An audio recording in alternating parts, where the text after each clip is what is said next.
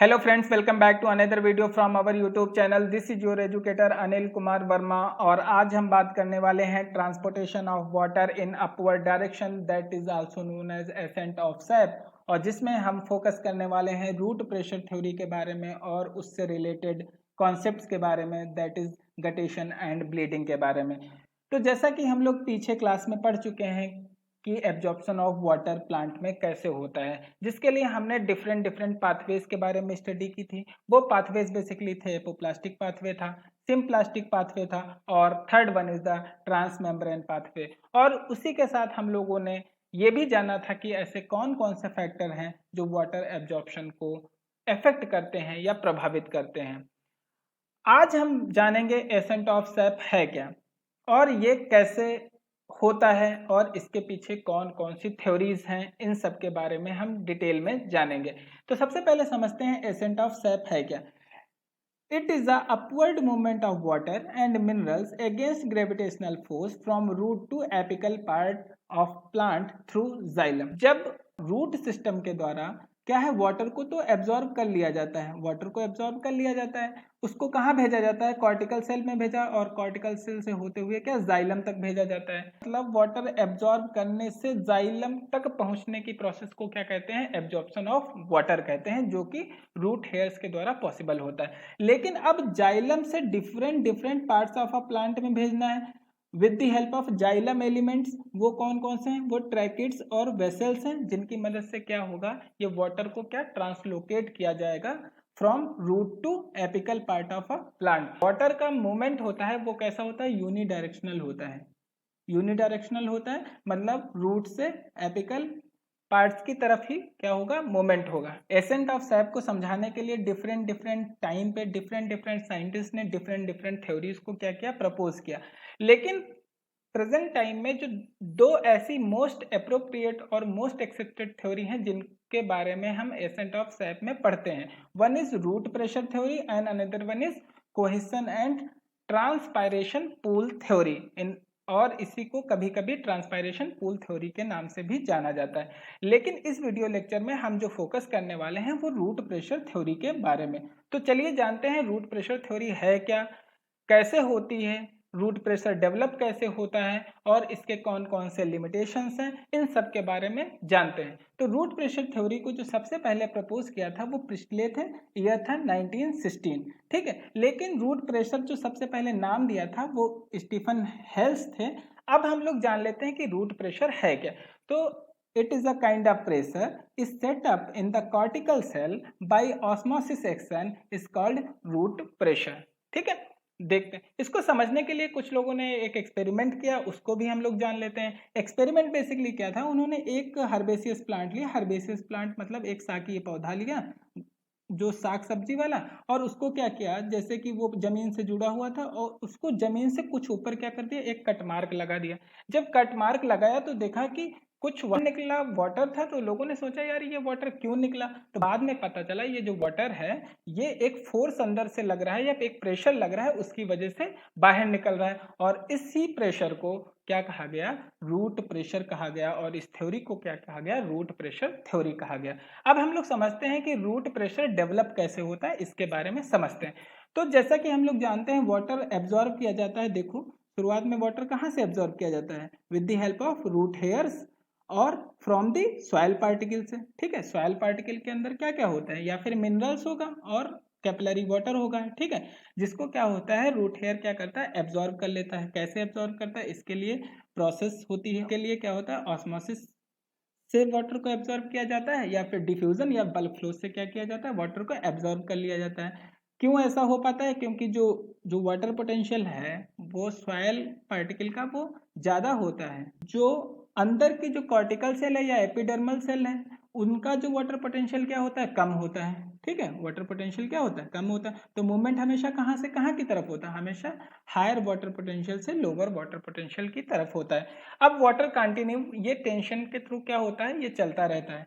अब ये जब लगातार चलेगा तो क्या करेगा, जो उसके अंदर जो कॉर्टिकल सेल प्रेजेंट है, जो कॉर्टेक्स रीजन की जो कॉर्टिकल सेल है वो क्या होगी, वो क्या होगी, वो लगातार कोई चीज अगर पानी देते जाओगे क्या होगी, टर्जिट हो जाएगी। टर्जिट हो जाएगी मतलब वो फूल जाएगी। जब ये टर्जिट सेल हो जाएगी, जब फूल जाएगी तो क्या, एक प्रेशर लगाएगी अगेंस्ट दी सेल वॉल की तरफ, क्या है, एक प्रेशर जनरेट करेगी। और जब ये सेल वॉल क्या करेगी, फिर जानते हैं कि अपोजिट प्रेशर वॉल प्रेशर जिसे बोलते हैं, ये वॉल प्रेशर भी लगाएगा। लेकिन ये वॉल प्रेशर जो आए मिनरल्स इसके अंदर जो फ्लूइड है इसके ऊपर एक प्रेशर लगा देगा। और ये प्रेशर जो होगा वो कैसा होगा, पॉजिटिव प्रेशर होगा। पॉजिटिव क्यों होगा, क्योंकि ये पोटेंशियल एनर्जी को बढ़ा देता है उन फ्लूइड के पार्टिकल्स की।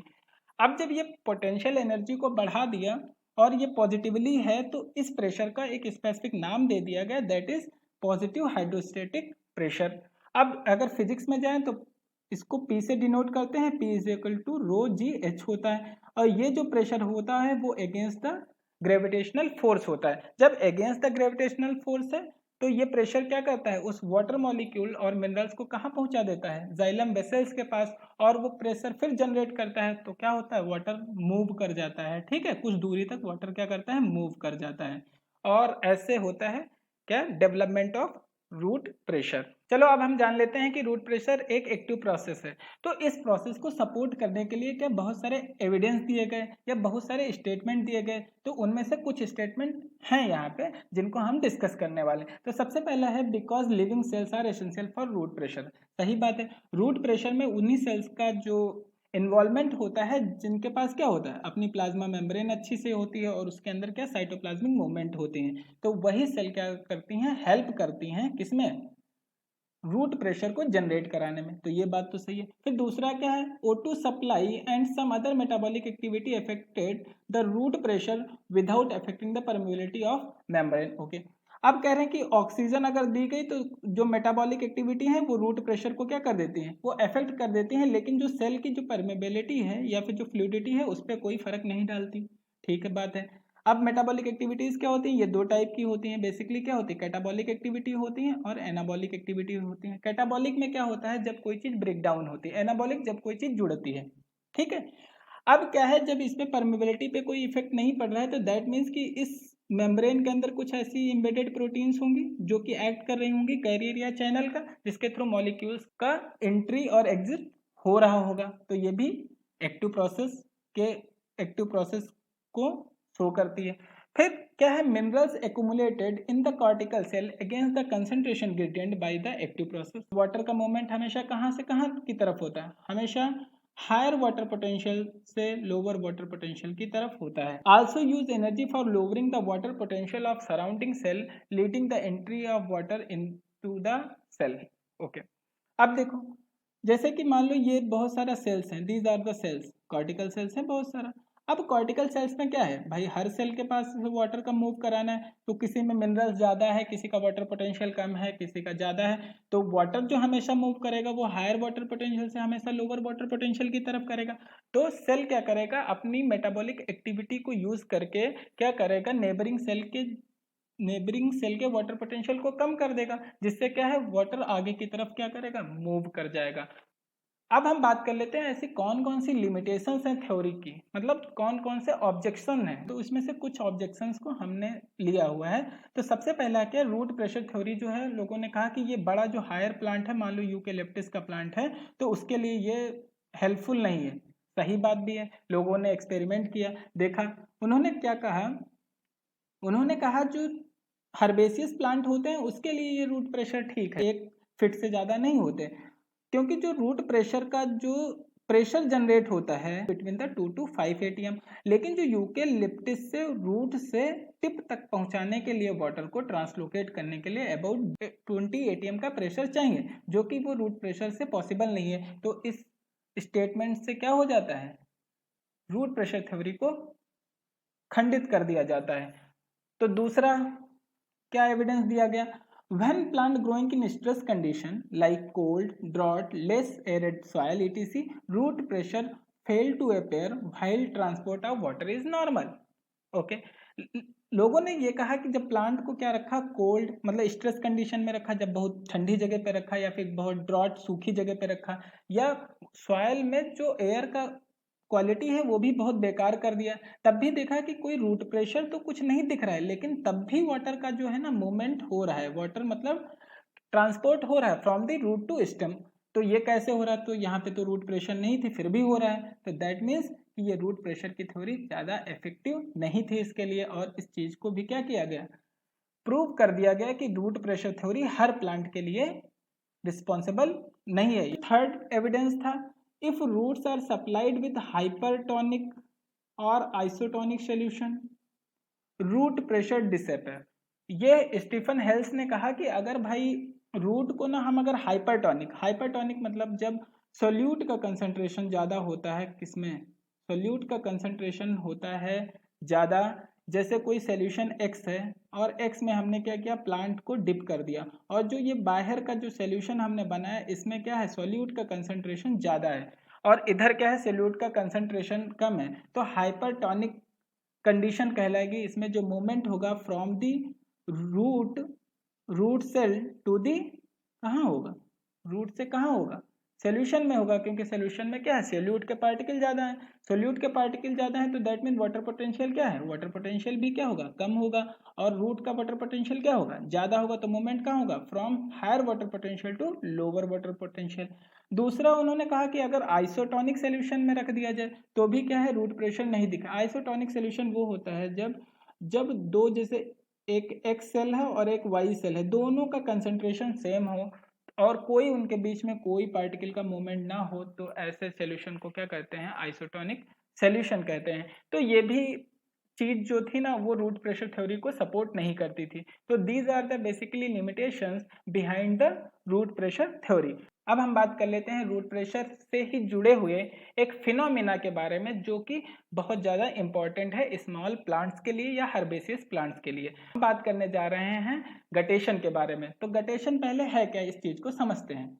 कभी तुमने देखा है कि जब तुम कभी जाड़ों के दिन हो, जब ह्यूमिडिटी बहुत ज़्यादा हो या बरसात के दिन हो, तो सुबह सुबह टहलने गए होगे तो देखा होगा कि जो हर्बेसियस प्लांट हैं या फिर ग्रासेस हैं उनके ऊपर क्या है, उनके ऊपर कुछ ये वाटर ड्रॉप्स जो है ना उनकी मार्जिन पे प्रेजेंट है। ये जो ड्रॉप्स हैं बेसिकली कंसिस्ट करती हैं क्या, वाटर तो रखती ही रखती हैं और उसके साथ में कुछ मिनरल्स को भी क्या कर देती हैं, बाहर लेके आ जाती हैं, और इस फिनोमिना को क्या कहते हैं, गटेशन कहते हैं। तो अगर हम इसको साइंटिफिक और मोर प्रिसाइज भाषा में बोलें तो क्या है, इन हर्बेसियस प्लांट, कंडीशन है हर्बेसियस प्लांट्स में बेसिकली होता है loss of water with some minerals in the form of liquid from the margins और tip of leave is called guttation.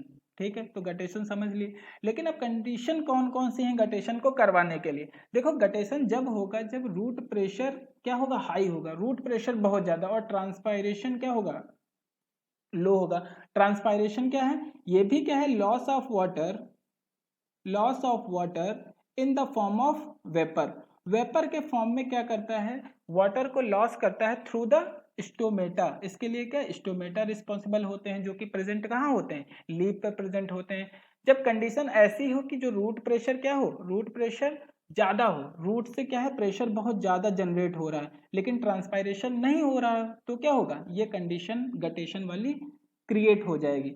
ये कब होती है, जब बेसिकली हाई सॉइल मॉइस्चर या फिर बहुत ज्यादा सॉइल के अंदर मॉइस्चर मतलब जो नमी बहुत ज्यादा हो जाए तो भी ये कंडीशन अपेयर होती है। ठीक है, अब इसके लिए रिस्पॉन्सिबल होता है एक structure that is known as hydathode. जैसे स्टोमेटा रिस्पॉन्सिबल है ट्रांसपायरेशन के लिए, वैसे हाइडाथोड क्या है, रिस्पॉन्सिबल है गटेशन के लिए। तो इसके बारे में हम लोग समझते हैं ये होता क्या है। ये क्या है, स्मॉल पोर्स और a opening, yes these are a small pores और अ ओपनिंग प्रेजेंट कहाँ होते हैं, tip of the apices of the veins at the tip of the leaves or on the margins। ये जो देख रहे हो these are the margins, ये टिप यहाँ पे क्या होगी, इनकी प्रेजेंस होती है। ये कैसे बने होते हैं, made up of parenchymatous cells, और parenchymatous cells are basically loosely arrange होती हैं जिनके बीच में क्या, ये देख रहे हो ये स्पेस होता है, इंटरसेलुलर स्पेस प्रेजेंट होता है। ठीक है, और फिल्ड विद किससे भरी रहती हैं, वाटर और क्लोरोप्लास्ट से भरी रहती हैं।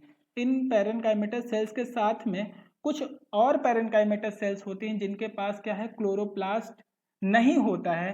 उन पैरेनकाइमेटस सेल्स को क्या कहते हैं, इपिडेम कहते हैं। और इसकी इंपॉर्टेंस के अगर बारे में बात करें कि guttation, what is the role of guttation, तो गटेशन बेसिकली हेल्प करता है वाटर रेगुलेशन में और टर्जिडिटी को मेंटेन करने में in the leaves and the plants में। तो that's all about the guttation.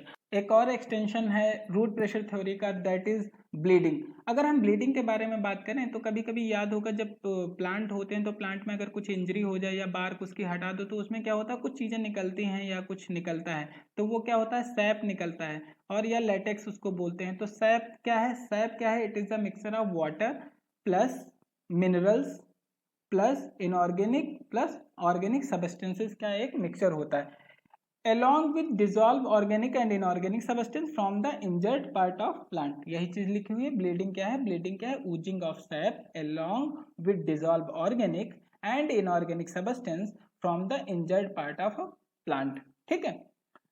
अब जैसे फॉर एग्जाम्पल के तौर पे बात करें, जैसे कि हम मान लो कोई एक यूफोर्बिएसी फैमिली है, यूफोर्बिएसी फैमिली है, उसके मेंबर को हमने क्या किया, उसको तोड़ दिया तो वहां से क्या निकलता है, कुछ मिल्क लाइक या लेटेक्स निकलता है, जो दूधिया जिसको लोग बोलते हैं हिंदी में, तो दूधिया निकलता है, that is actually bleeding of plant. Root pressure का ही क्या है, एक एग्जाम्पल है, या फिर रूट प्रेशर की टेक्निक को क्या कर रहा है, या सपोर्ट कर रहा है। तो जैसे कि हम यहाँ एक पर्टिकुलर फिगर में देख पा रहे हैं कि ब्लीडिंग हो रही, this red colour latex is actually indicating the bleeding. So that's from my side. अगर आपको ये वीडियोस पसंद आ रहे हैं तो please like share and subscribe.